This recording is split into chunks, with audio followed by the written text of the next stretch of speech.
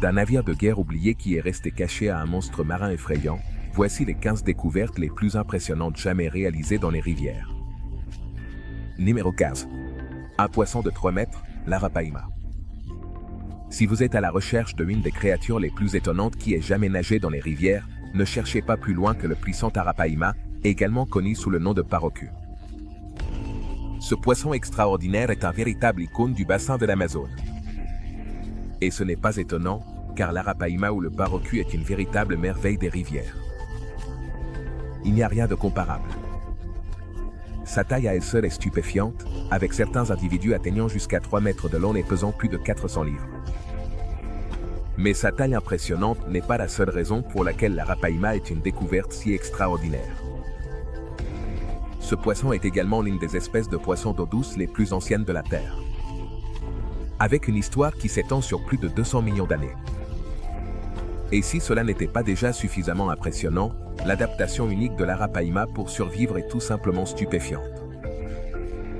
Sa vessie natatoire spécialisée lui permet d'avaler de l'air à la surface de l'eau, ce qui lui permet de survivre dans des environnements pauvres en oxygène et de s'aventurer dans des flaques d'eau stagnantes où d'autres poissons s'étoufferaient.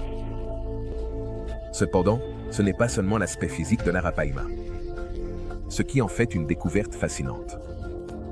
Ce sont aussi les histoires qui l'entourent. Les habitants de Kuala Baran, en Malaisie, ont signalé des observations d'une étrange créature se nourrissant dans les eaux environnantes.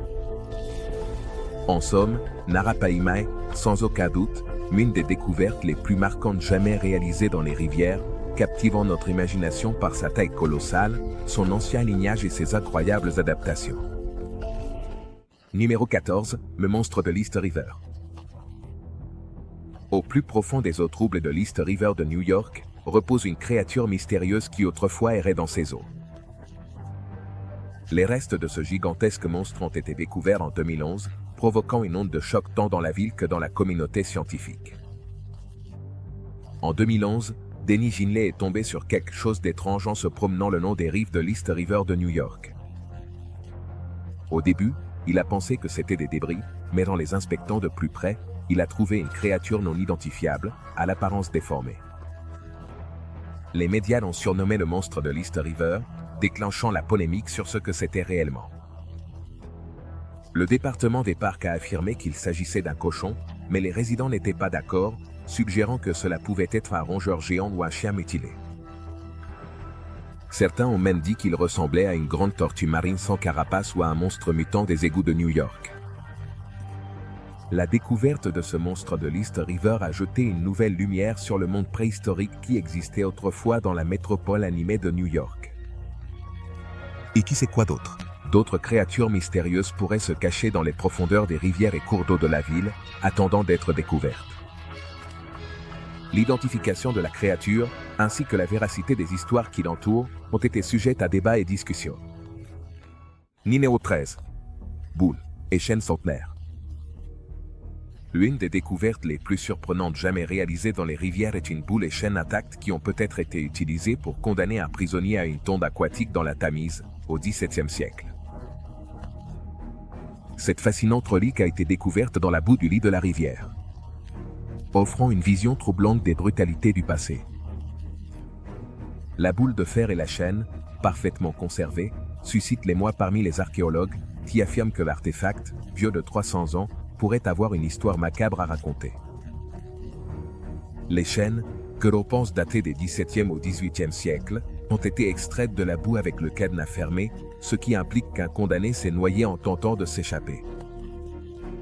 Mais, comment a-t-il fini au fond de la Tamise? Eh bien, de nombreux experts pensent qu'un prisonnier a pu tenter de s'échapper à la nage. Il est également spéculé que celui qui le portait a pu être jeté intentionnellement dans la rivière pour se noyer. La qualité du fer et le design habile du cadenas suggèrent que l'article était très précieux à l'époque.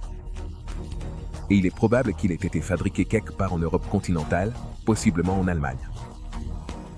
L'artefact pèse 17,64 livres et a été conservé grâce à l'épaisse bouilloire de la Tamise, qui protège le métal, la céramique et même le cuir.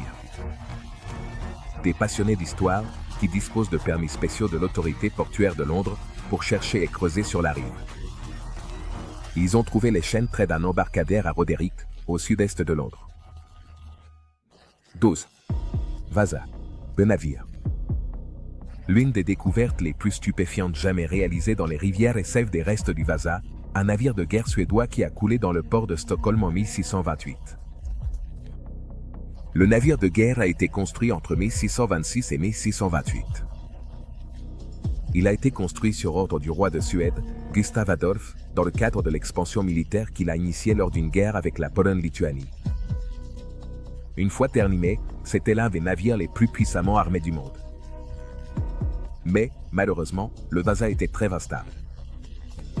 Il avait trop de poids dans la structure supérieure de la coque. Le navire a coulé après avoir navigué environ 1300 mètres. Le Vasa était l'un des navires de guerre les plus puissants de son époque. Mais son voyage inaugural s'est transformé en un désastre tragique lorsqu'il a chaviré quelques minutes après avoir appareillé.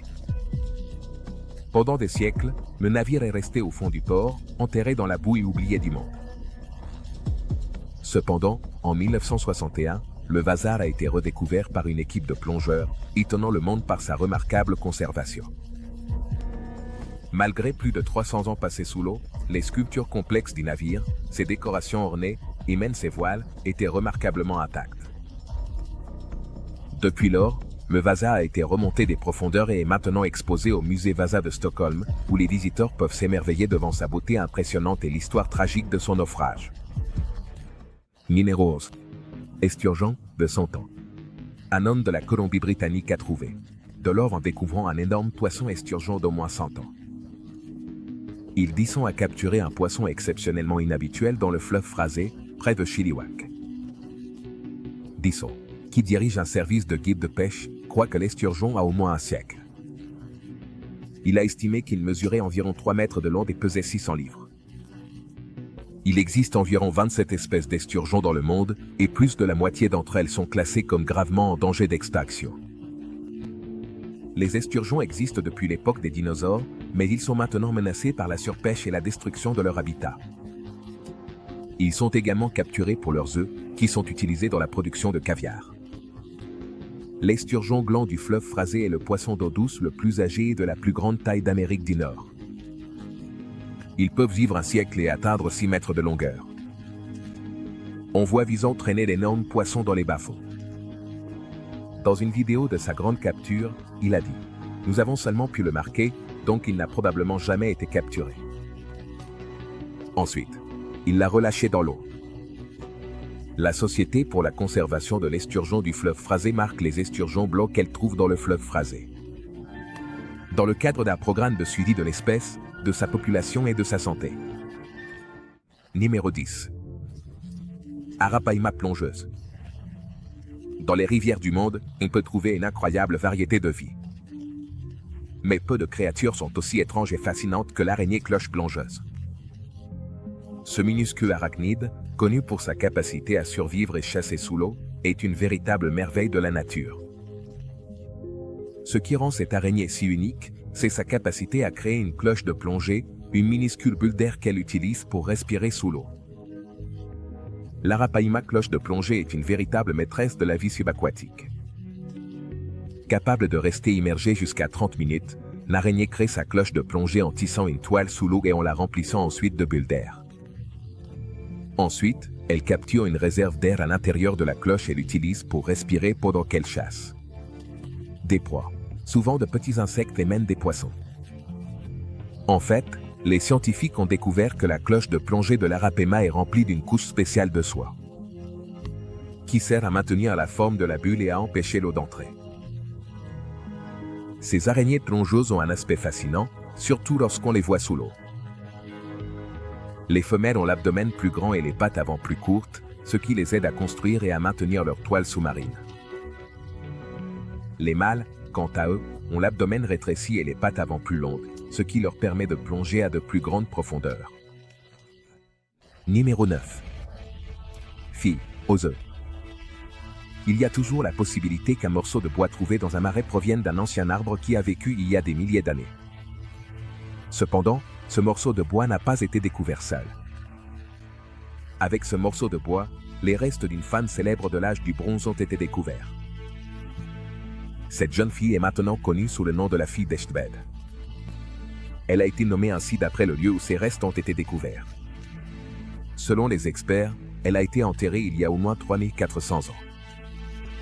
Cependant, le garçon a pu préserver ses cheveux, ses vêtements, ses ongles et même une partie de ses dents. Le morceau de bois découvert dans le marais était un cercueil improvisé contenant le corps de la fille.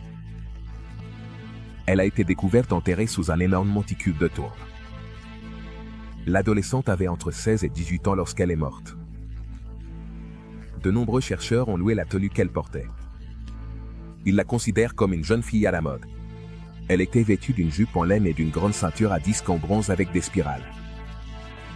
Les experts ont déterminé par sa tenue qu'elle souhaitait être une fille ordinaire pour le reste de sa vie. Elle aurait pu être une prêtresse d'une secte. Les scientifiques ont été déconcertés par la découverte du cadavre de la fille d'Echtbed. Mais son sens de la mode a impressionné les dames, et elles ont même essayé d'imiter sa tenue. Son corps a été découvert au Danemark, bien qu'il soit très probable qu'elle vienne d'une région proche de la forêt noire, en Allemagne. Les scientifiques ont examiné les atomes de sa tenue et ont conclu qu'il était très probable qu'elle soit une voyageuse morte dans un pays lointain. Numéro 8. Tête en bronze d'un empereur romain. Une autre des découvertes les plus incroyables des rivières est la tête en bronze d'un empereur romain qui a été trouvée dans le fleuve Nil, dans l'actuel Soudan, en 1910. On pense que cet artefact remarquable provient de la Rome antique et a voyagé des milliers de kilomètres avant de finir finalement dans le fleuve Nil. On pense que la tête représente l'empereur romain Auguste ou l'un de ses successeurs, et c'est un exemple remarquable de l'art et de l'artisanat romain. On pense que la tête en bronze a été perdue dans le fleuve lors d'une bataille ou d'un naufrage, et est restée submergée pendant des siècles, jusqu'à ce qu'elle soit finalement découverte par les archéologues. Cette découverte étonnante offre une vision fascinante de l'étendue de l'Empire romain et du rôle que les rivières ont joué dans leur commerce et leur expansion. La tête en bronze d'un empereur romain n'est qu'une des nombreuses découvertes frappantes et étonnantes que les rivières nous ont révélées. Numéro 7. Le chupacabra. L'une des découvertes les plus frappantes faites dans les rivières concerne une créature mystérieuse qui a été trouvée flottant dans une rivière au Paraguay. Les habitants locaux croient qu'il s'agit du légendaire chupacabra, un animal mythique dont on dit qu'il terrorise certaines parties de l'Amérique latine. Le corps de la créature a été découvert dans la région d'Itapúa, au sud du Paraguay, et a été décrit avec un corps semblable à celui d'un ours, mais avec des piquants sur le dos et des mains ressemblant à celles des humains. Les habitants avaient longtemps spéculé que la créature était responsable d'attaquer et de boire le sang de leur bétail. Bien que les sceptiques aient rejeté le chupacabra comme rien de plus qu'un mythe, de nombreuses personnes affirment avoir rencontré cette bête insaisissable au fil des ans. Qu'il soit réel ou non, le chupacabra, le fait que son supposé corps puisse flotter dans cette rivière. C'est, sans aucun doute, l'une des découvertes les plus choquantes jamais faites dans les rivières. Lorsque les pompiers ont été appelés pour sortir le corps de la rivière, ils ont découvert qu'il était dans un état avancé de décomposition, ce qui rendait l'identification de la créature difficile. Les experts médico-légaux ont affirmé qu'il s'agissait d'un singe avec des traits humanoïdes, mais sans confirmation officielle, la véritable identité de la créature reste un mystère. Et maintenant, pour quelque chose de complètement différent, nous avons cette découverte étonnante. Numéro 6. L'anomalie de la mer Baltique. Les rivières du monde ont toujours eu un air de mystère, et elles continuent de révéler des découvertes saisissantes qui captivent notre imagination. L'anomalie de la mer Baltique est l'une des découvertes les plus mystérieuses et déconcertantes jamais faites dans les rivières. Cet étrange objet a été découvert reposant au fond de la mer Baltique en 2011, et son apparition a immédiatement fait sensation. La caractéristique étrange est visible sur une image sonare indistincte prise par Peter Lindberg, d'Eniaber et leur équipe suédoise de plongée, Ocean X, alors qu'ils cherchaient des trésors au fond du nord de la mer Baltique, au centre du golfe de Bosnie. L'anomalie de la mer Baltique est un objet circulaire qui mesure environ 60 mètres de diamètre et semble avoir un escalier menant à sa surface. Certains experts ont spéculé sur la possibilité qu'il s'agisse d'un ovni coulé ou d'un vestige d'une ancienne civilisation. Cependant, D'autres croient qu'il pourrait simplement s'agir d'une formation géologique naturelle. L'image sonore de l'anomalie fournie par Oceanix a suscité des critiques de diverses sources. Malgré les nombreuses tentatives d'étudier l'anomalie, sa véritable nature reste un mystère. L'anomalie de la mer Baltique est un rappel que les rivières et d'autres masses d'eau gardent des secrets que nous n'avons pas encore découverts. Et elle continuera à nous fasciner et à nous déconcerter pendant des années. Numéro 5. Char soviétique T-34. L'une des découvertes les plus étonnantes jamais réalisées dans les rivières est le char soviétique T-34. Cette puissante machine de guerre a joué un rôle important dans l'issue de la Seconde Guerre mondiale. Et sa présence dans le fleuve est un témoignage des batailles féroces qui ont été livrées. Le char de 30 tonnes. C'est le seul survivant de son type qui a été produit à l'usine de tracteurs de Stalingrad, dans ce qui est aujourd'hui la ville de Volgograd. Le char T-34 a été découvert dans le fleuve Daoun, en Russie, où il reposait depuis plus de 70 ans. Cette découverte incroyable nous permet de jeter un coup d'œil sur le passé et d'imaginer les combats intenses qui ont eu lieu sur le champ de bataille. Les preuves suggèrent que le char se déplaçait sur un pont de ponton lorsqu'il est tombé dans le fleuve. Probablement durant l'été 1942. Le char ne montrait aucun signe de dommage, et étrangement, il n'y avait pas de restes humains à l'intérieur. Cela a laissé tout le monde se demander ce qui aurait pu lui arriver. Plus tard, il a été découvert que ce char était le seul qui restait de cette époque, et que tous les autres avaient été détruits lors des batailles pendant la Grande Guerre patriotique de l'Union soviétique contre l'Allemagne. Selon l'expert en restauration, Anatoly Kannenberg, le char était en bon état, et il serait possible de le restaurer pour qu'il fonctionne à nouveau. Le char T-34 n'est qu'une des nombreuses découvertes étonnantes que nous offrent les rivières, qui nous fournissent un aperçu de notre histoire et nous rappellent les luttes et les triomphes de notre passé. Numéro 4. Nodule de manganèse. L'une des découvertes les plus étonnantes jamais réalisées est l'existence de nodules de manganèse. Ces formations étranges et fascinantes se trouvent dans les lits des rivières et les fonds océaniques du monde entier et contiennent une grande quantité de minéraux rares et précieux. Les nodules de manganèse sont essentiellement des concrétions rocheuses qui se sont formées au cours de millions d'années. Au fur et à mesure que les métaux et d'autres éléments de l'eau s'accumulent et se sédimentent autour d'un petit noyau, la taille de ces nodules peut varier de minuscules cailloux à d'énormes rochers, et ils contiennent de fortes concentrations de manganèse, de nickel, de cobalt et de cuivre, parmi d'autres métaux. Ce qui est vraiment étonnant avec les nodules de manganèse, c'est à quel point ils sont communs. Dans certaines zones, ils couvrent jusqu'à 70% du fond marin, avec une quantité estimée de 500 millions de tonnes de ces précieux minéraux en attente d'être extraits. Les entreprises explorent actuellement des moyens d'extraire les nodules de manganèse du fond océanique, dans l'espoir de créer des processus rentables permettant de récupérer ces métaux rares. Ce qui rend les nodules de manganèse si impressionnants, c'est leur valeur potentielle. Ces nodules sont très prisés par les entreprises minières et d'autres industries pour leurs métaux rares. Et il existe une demande croissante pour la mesure que la technologie progresse et que de nouvelles applications sont découvertes. Numéro 3. La tortue mordante.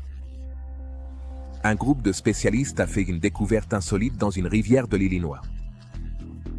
Ils ont découvert la première tortue caïman mordante sauvage. Personne n'avait vu cette tortue dans l'Illinois depuis 30 ans. La dernière observation de celle-ci remonte à 1984. Étant donné que cette tortue mordante est une espèce en danger d'extinction dans l'État, les chercheurs sont encouragés par leur découverte. Certains croient que l'animal a survécu grâce à l'aide humaine et qu'il est maintenant en train de ressusciter lentement et régulièrement, sans aucune intervention. La tortue alligator mordante. Elle semble être un monstre préhistorique. Elle peut mesurer jusqu'à 2 pieds de long et peser plus de 220 livres. Ce niveau de densité pour une si petite longueur est incroyable. À l'état sauvage, ces tortues peuvent survivre presque 70 ans. Leurs mâchoires sont leur principale défense, bien que leur carapace soit également couverte de poils. Elles ont la queue écailleuse et sont connues comme les dinosaures du monde des tortues. En raison de leur apparence étrange, ces singuliers monstres de rivière peuvent être trouvés dans les rivières et autres masses d'eau à travers les États-Unis. Leur énorme force de morsure de 1000 livres leur permet d'arracher un doigt d'un coup de dent sans effort dans une action rapide. L'herpétologue Chris Killitz a découvert la plus récente tortue mordante au fond de Clear Creek. Il cherchait une jeune tortue mordante mâle avec un émetteur sur le dos qui avait été introduite dans la région pour aider à la régénération de la population de tortues. À la place, Chris a découvert une tortue différente, une femelle qui était vivante depuis au moins 18 ans. Elle ne portait aucun dispositif de suivi, ce qui indiquait que les tortues de la région prospéraient enfin. Numéro 2. Le château de Loki. Parmi les découvertes les plus étonnantes jamais réalisées dans les rivières, se trouve le mystérieux château de Loki. Situé dans les profondeurs de l'Arctique, cette chaîne sous-marine de plus de 1000 mètres d'extension a été découverte récemment.